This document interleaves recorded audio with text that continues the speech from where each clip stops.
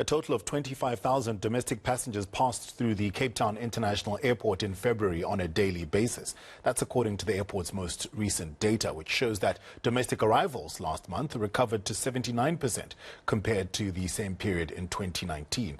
To discuss this major boost in the economy, let's speak to Rashid Toefy. He's the Western Cape's Tourism Deputy Director General. Rashid, thank you so much for your time and for joining us. This recovery, good news for Cape Town and good news for South Africa. Tapfuma, it's amazing. I think we've been waiting anxiously for this turnaround. I think there's this concept of almost revenge travelers. People are hungry to travel, and I think we're very much seen as a destination of choice, and that's great news for the industry and for the jobs that it can create downstream. Was there any particular strategy that the Western Cape government used to attract tourists after those bans in December? And does the influx of passengers trickle down to businesses on the ground?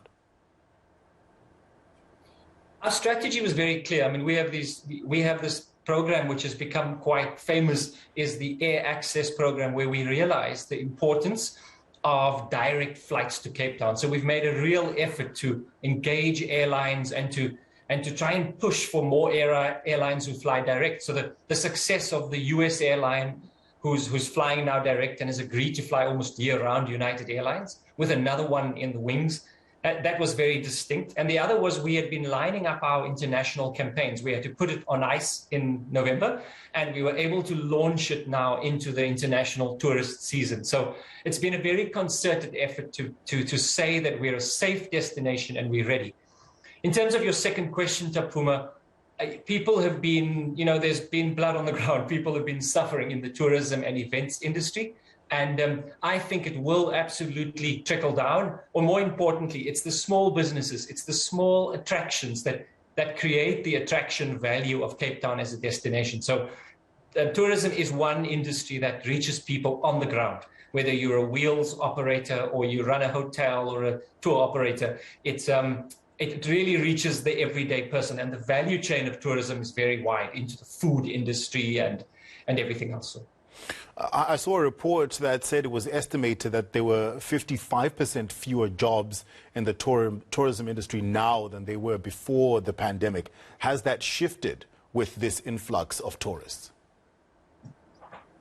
It's shifted, and I actually spoke to the CTICC last night, and they're actually now struggling to hire people back because I think they had to lay people off in the industry, and then understandably people have had a plan B. But I mean, South Africa has enough talent. What we need to do now is to hire people back. So I think you'll see an absolute resurgence of people coming back into the industry, both new people and also the returning people who also need to know that there's a confidence, there's a predictability about having a job back in the tourism sector.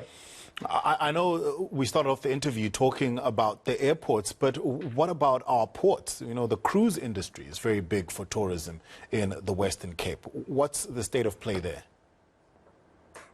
Yeah, I mean, we've had an amazing season. I think just to drive into Cape Town and see a ship, both cruise and trade. Remember, trade and investment. When I see a big container ship, it just makes my heart warm because I know there's movement.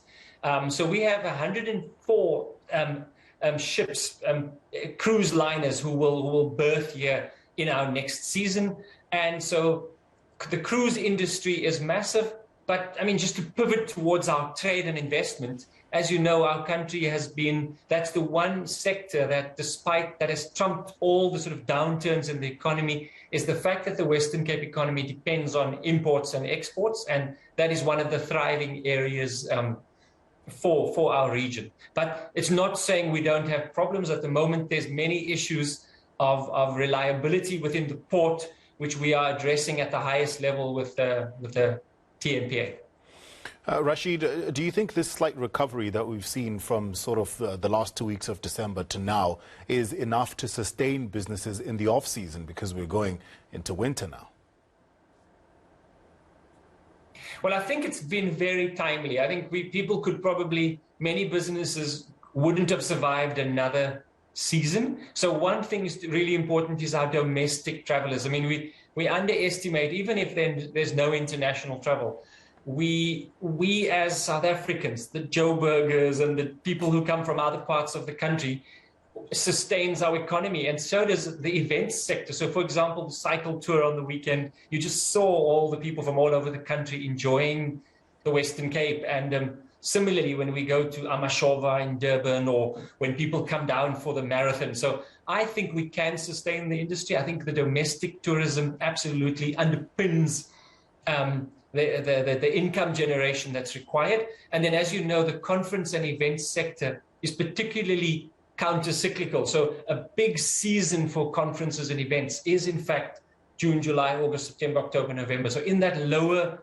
traditional leisure season is when you see what's called the MICE industry, the meetings, conferences, and exhibitions. So I see TICC has 140 bookings just for this year. So seeing a rebound of the conference and events industry. And we're now just waiting for that announcement that all our restrictions are dropped for events. And I think we could be through the last brutal 2 years for the sector.